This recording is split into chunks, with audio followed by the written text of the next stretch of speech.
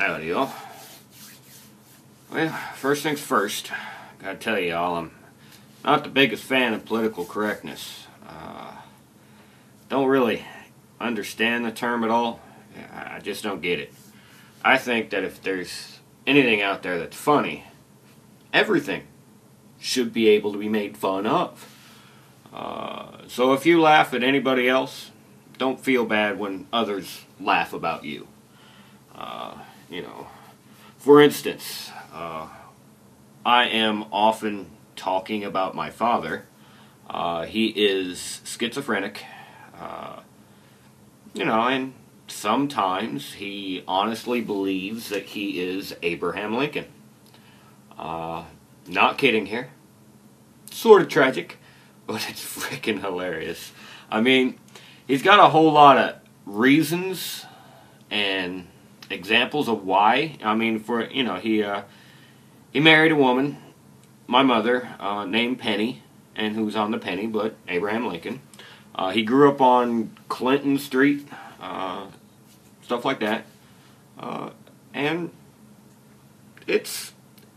there's more, but it's funny. I mean, come on. Of all the people in the world, made up or historically, to turn into Abraham Lincoln, holy cow. I mean, he had this one episode when I was a kid where he quite literally was on a milk crate soapbox style thing and yelling to the crowd or to the people that would listen to him about how evil slavery was. Did the 7 years ago. I mean, this shit is really funny. And so now, me personally, I know a lot about Abraham Lincoln. It's kind of weird. Most people don't know Abraham Lincoln wasn't originally a Republican. He was a Whig Party member. The Whigs were a political party that predates our current Republican Party. And he actually quit politics for 4 years because the Whig Party split up over the slavery debate. Not everybody knows that.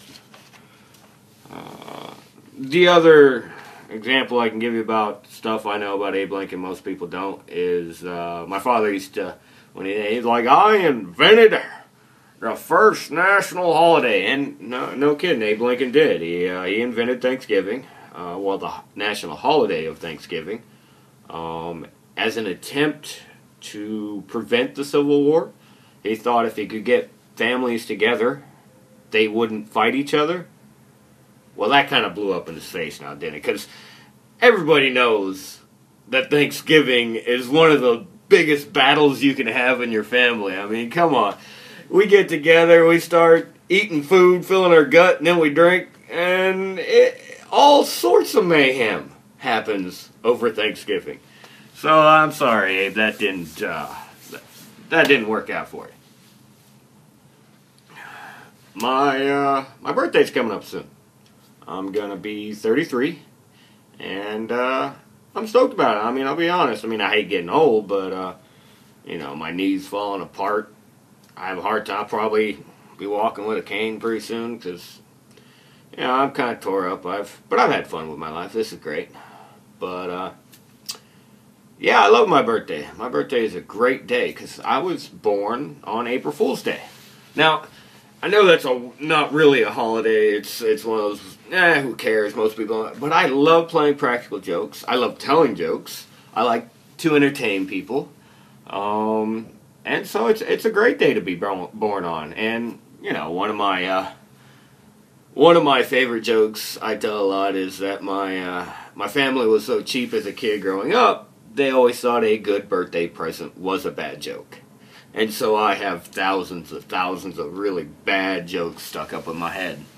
Which is alright. I mean, there's worse things that you could have, stuck in your head.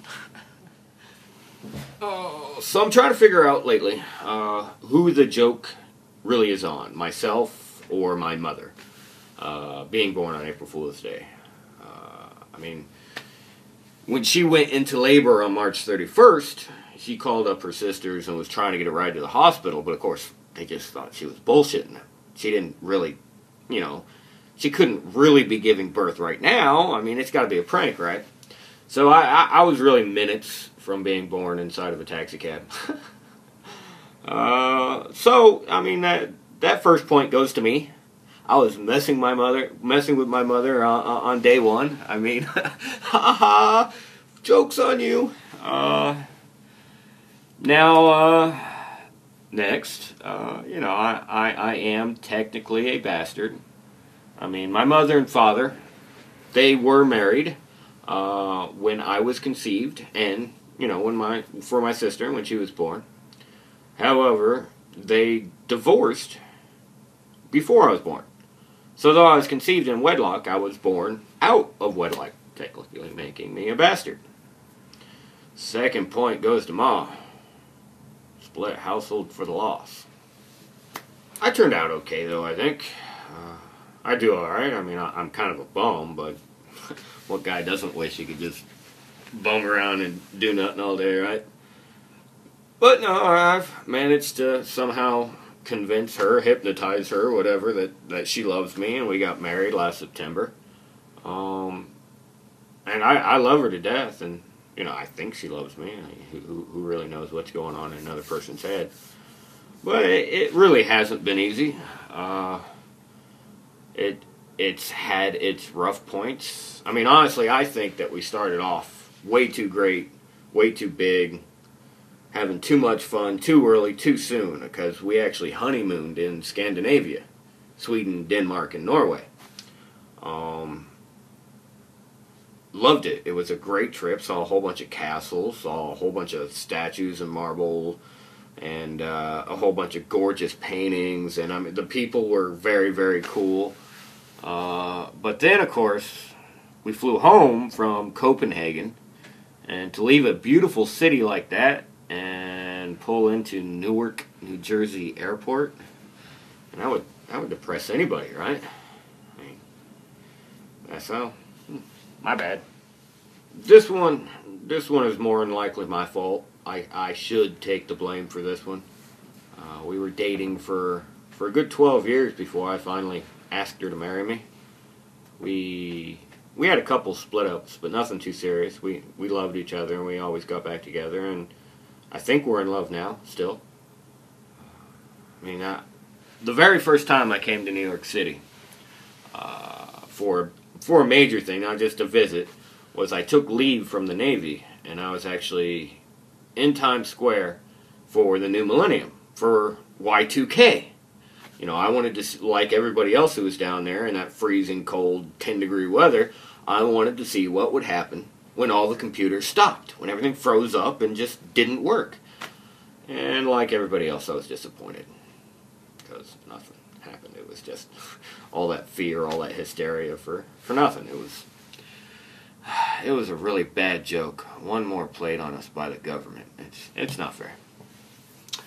But a few months after that, on March 4th, actually it was March 3rd when we showed up here, but I took a trip to New York City with a friend of mine, Shannon, and we left where we were at in Newport, Rhode Island, and drove here to Manhattan in order to visit his friend, who was Lilia's roommate, my wife.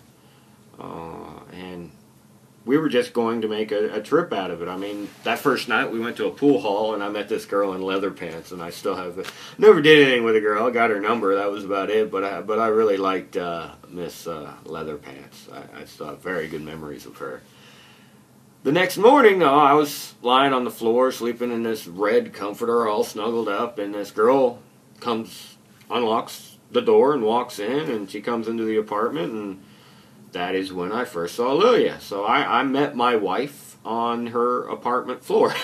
So that's kind of cool. I mean, it was an interesting meeting. I'm definitely better off with her in my life. She keeps me pretty much anchored. I mean, that's a pretty bad term, but I mean, what else are you gonna say? She keeps me. I mean, I have such a huge ego.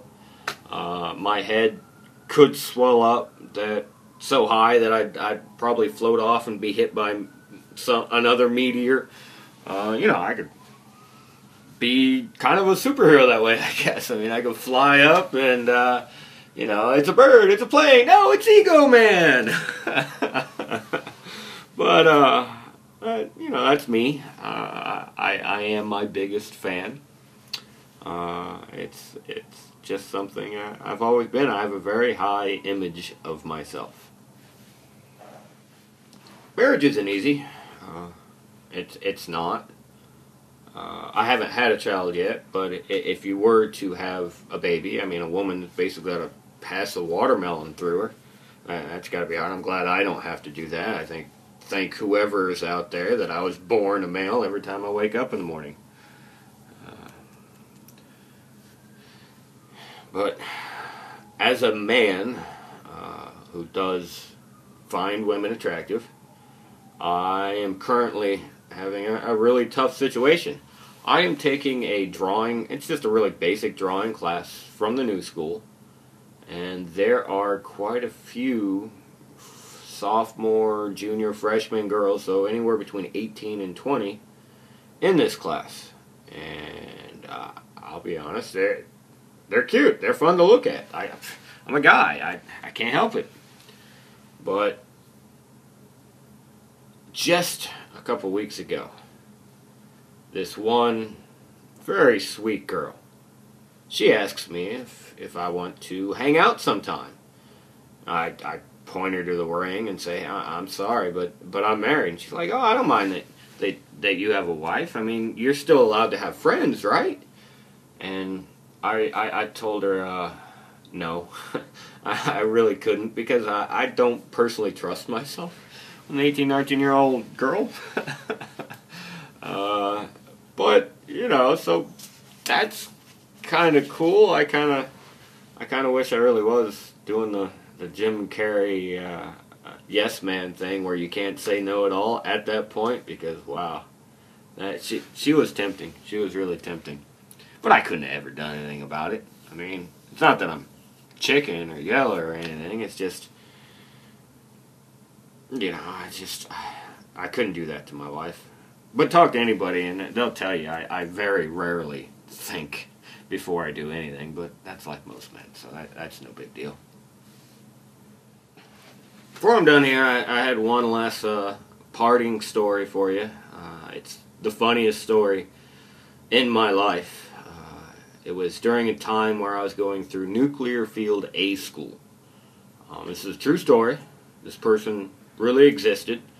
While in A School, there was a girl in another class. She wasn't in mine, but she was in an electrician's mate's class or something.